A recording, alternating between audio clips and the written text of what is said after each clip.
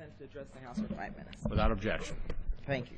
Mr. Speaker, now here we are, day 2 of the Republican shutdown. Now, the Tea Party extremists are really achieving their goal of dismantling government. Their shutdown is step 1.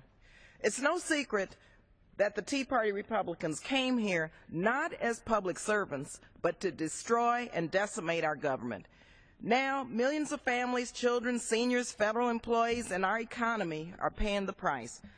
The Republican refusal to back off of their extreme ideological demands has taken our country down a very dangerous path that will surely push millions more into hunger and poverty. In my congressional district and throughout the state of California, families are already feeling the impact of the Republican government shutdown. The California Women, Infant, and Children Program is on the brink of turning away low-income pregnant women and new mothers if this shutdown continues. How ruthless can you get? The California National Guard, the largest in the nation, is forced to furlough technicians and aviation mechanics, even as the fire season is still upon us. And throughout the state of California, 8th graders like my constituents from Oakland, who wrote to me yesterday, are canceling field trips to national parks and monuments which are closed to visitors. What are they going to do now? And to add insult to injury, Republicans have shut down the government because they are obsessed with destroying the Affordable Care Act, which is the law of the land and which the Supreme Court upheld. Most Americans continue to see how senseless and wrong it is to shut down the government because you want to deny health care to millions. 2 wrongs don't make a right.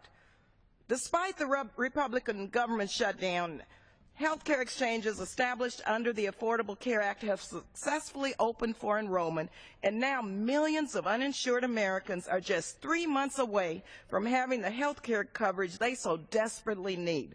California, the first state to commit to establishing its own exchange, launched the Covered California Exchange.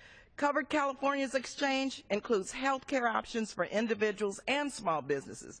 In my congressional district alone, there are nearly 100,000 uninsured constituents, and the opening of the exchanges mean that they are one step closer to health care coverage that can literally, mind you, literally make the difference between life and death.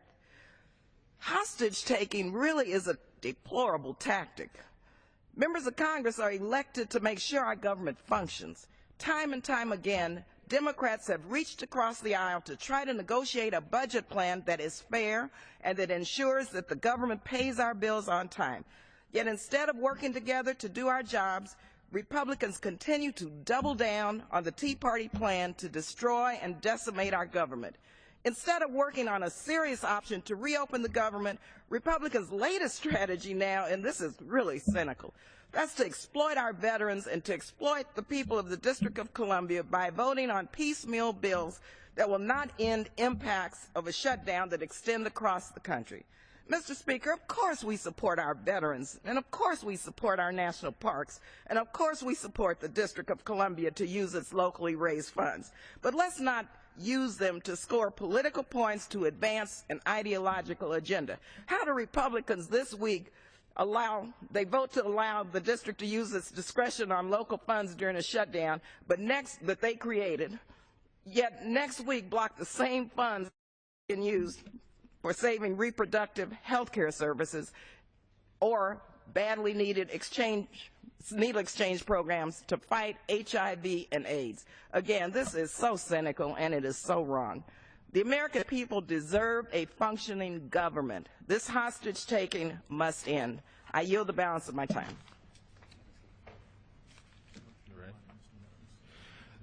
The gentlelady yields back. The chair recognizes the gentleman.